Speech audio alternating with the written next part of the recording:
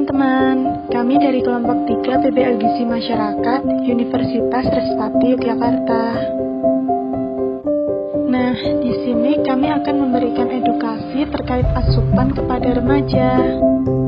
Sebelum itu, perkenalkan kami kelompok 3 PBL Gizi Masyarakat terdiri dari ada Joanna Damayanti sebagai ketua kelompok, Melati Dwi Kurnia sebagai anggota kelompok, ada Siti Maisyaro sebagai anggota kelompok, Widya Indah Haryani sebagai anggota kelompok. Berikutnya ada Agnesia Filyonita sebagai anggota kelompok, ada Natasha sebagai anggota kelompok, Rizka Febriola sebagai anggota kelompok, Winnie Apriliani sebagai anggota kelompok, dan saya sendiri Wiwit Setiawati sebagai anggota kelompok. Di sini kami akan membahas mengenai yang pertama gizi seimbang, kedua pengertian protein, ketiga jenis-jenis protein, keempat fungsi karbohidrat, kelima sumber makanan tinggi karbohidrat, dan yang terakhir bahaya kurang mengkonsumsi karbohidrat.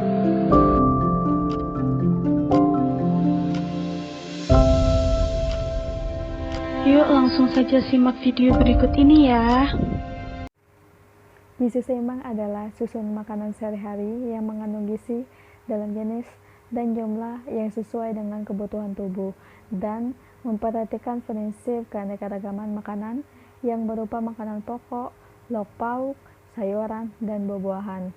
Makanan pokok di sini adalah karbohidrat. Tidak hanya karbohidrat, sehari-hari kita perlu mengkonsumsi zat gizi protein. Protein termasuk dalam zat gizi makro. Protein adalah kelompok bimolekul dan makromolekul yang terbentuk dari satu atau lebih rantai panjang asam amino. Protein dapat dibagi menjadi dua, yaitu protein hewani dan protein nabati. Yang pertama, protein hewani. Sesuai dengan namanya, protein hewani merupakan sumber protein yang berasal dari hewan, meliputi daging ruminansi, contohnya sapi, kambing, rusa, dan lain-lain, daging unggas, yaitu ayam, bebek, seafood, serta telur dan susu. Kemudian, protein nabati merupakan sumber protein yang berasal dari nabati seperti tahu, tempe, serta biji-bijian atau kacang-kacangan. Contohnya yaitu kacang merah, kacang hijau, kedelai, dan lain-lain. Protein juga penting bagi daya tahan tubuh. Jika tubuh kekurangan asupan protein, maka dapat menyebabkan masalah atau penurunan pada sistem kekebalan tubuh. Selain protein, zat gizi lain yang juga sangat dibutuhkan oleh tubuh ialah karbohidrat. Karena karbohidrat merupakan salah satu zat gizi makro yang sangat berguna untuk kehidupan kita sehari-hari. Nah, di video kali ini kita akan membahas lebih lanjut mengenai karbohidrat. Jadi, karbohidrat merupakan sumber energi utama untuk aktivitas kita sehari-hari. Nama lain dari karbohidrat yaitu sakarida yang berasal dari bahasa Arab, yaitu sakar yang artinya gula. Pemenuhannya dianjurkan 50-60% dari total kalori. Dan konsumsi karbohidrat dalam sehari yaitu 3-4 porsi. Secara umum, karbohidrat terdiri dari dua jenis, yaitu karbohidrat kompleks dan karbohidrat sederhana. Karbohidrat kompleks biasanya dicerna tubuh dalam waktu yang lebih lama karena karbohidrat kompleks memiliki rantai molekul yang lebih panjang. Beberapa jenis makanan yang tergolong karbohidrat kompleks adalah roti, pasta, dan juga umbi jalar. Sebaliknya, untuk karbohidrat sederhana dapat dicerna tubuh dalam waktu yang lebih singkat. Beberapa jenis makanan yang tergolong karbohidrat sederhana adalah sirup dan juga gula. Selain sebagai sumber energi utama dan sumber tenaga, karbohidrat juga berfungsi sebagai penghemat protein, pengatur metabolisme lemak, pemberi rasa manis pada makanan, dan pengeluaran feses.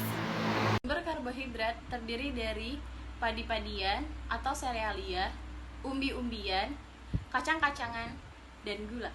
Sumber makanan tinggi karbohidrat contohnya adalah sereal, jagung, kacang merah, roti, kurma, dan umbi-umbian. Dari makanan pokok, sumber karbohidrat dapat berasal dari buah-buahan. Contoh buah-buahan yang mengandung tinggi karbohidrat adalah pisang, mangga, dan juga nanas. Kekurangan karbohidrat sangat berbahaya loh teman-teman, karena dapat menyebabkan berbagai gangguan masalah kesehatan mulai dari sakit kepala, tubuh terasa lemah, hingga rentan terkena penyakit. Dampak dari kekurangan karbohidrat dapat terjadi jangka waktu pendek maupun juga jangka waktu panjang.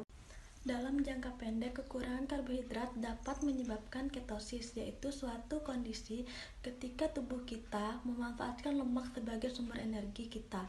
Gejalanya yaitu sakit kepala, lemas, dehidrasi, mual, pusing, dan mudah emosi. Nah, untuk dampak jangka panjangnya dapat menyebabkan tubuh kekurangan nutrisi, berat badan tidak stabil seperti berat badan teman-teman mudah naik dan mudah turun, terjadi kerusakan pembuluh darah dan dapat menyebabkan terkena kolesterol tinggi. Bahaya kan? Sekian video edukasi dari kami, semoga dapat bermanfaat. Kurang lebihnya mohon maaf. Terima kasih.